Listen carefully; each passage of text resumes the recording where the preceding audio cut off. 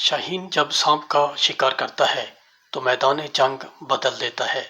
وہ اس سے زمین پر نہیں لڑتا کیونکہ وہ جانتا ہے سانپ طاقتور، زہریلا اور زمین پر لڑنے کا ماہر ہے۔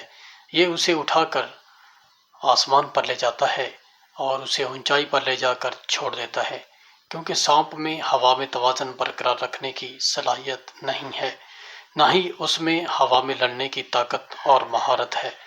اس لیے سانپ ہوا میں کمزور ہوتا ہے اور شاہین اس کا آسانی سے شکار کر لیتا ہے۔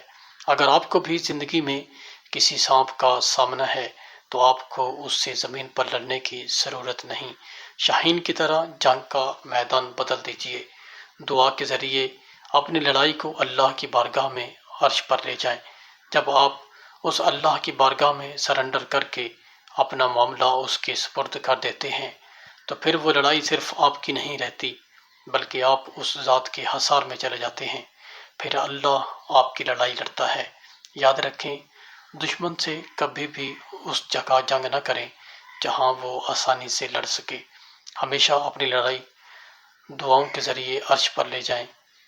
اس اللہ پر مان کر کے دیکھیں، یقین جانیں آپ کو کبھی مایوسی نہیں ہوگی، انشاءاللہ۔